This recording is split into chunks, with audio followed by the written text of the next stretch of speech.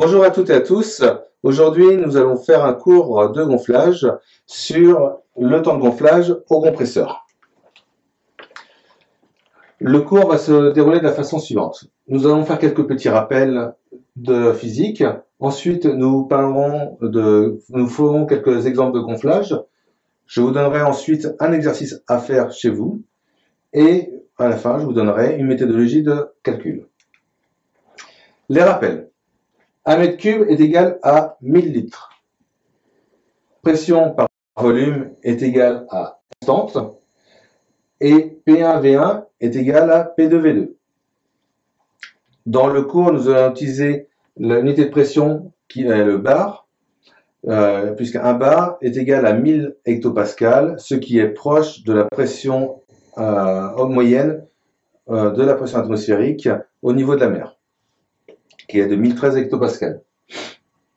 Afin de simplifier également nos calculs, nous parlerons en pression relative.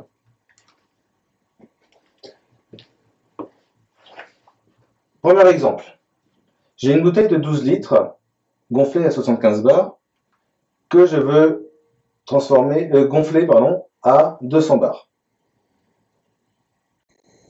avec un compresseur de 30 mètres cubes heure. Le calcul va être le suivant.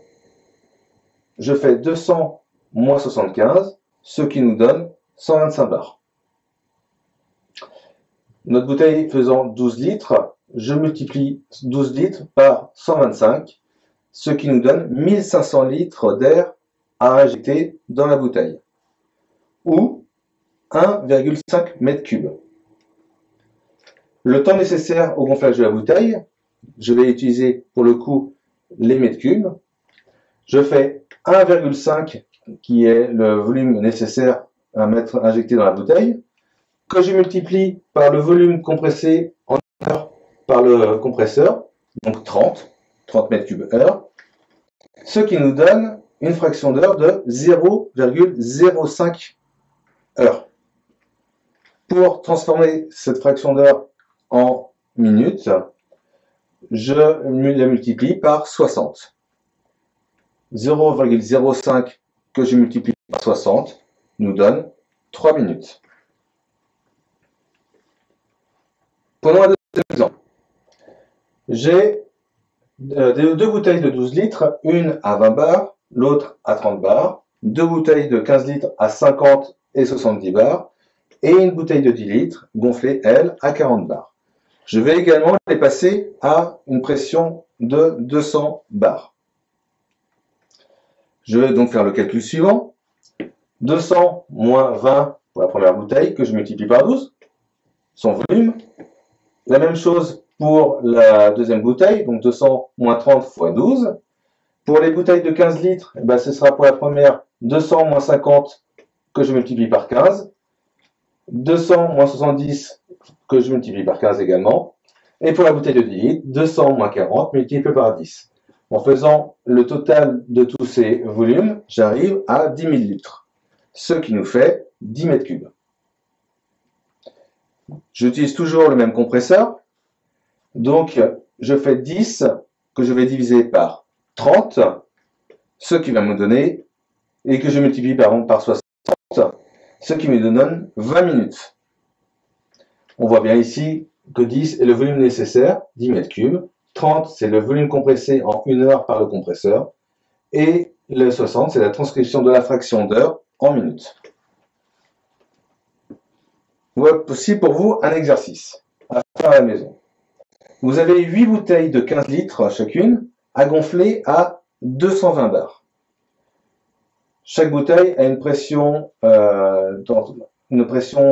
initiale différente. La première à 40 bars, la deuxième 55, etc. Je vous laisse mettre sur pause pour noter tout cela. Votre compresseur, lui, a une capacité de 48 mètres cubes heure. Si vous faites votre calcul et que vous arrivez à 24 minutes de temps total de gonflage, c'est gagné.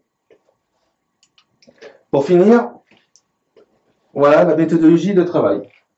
Le calcul de temps de gonflage est le suivant.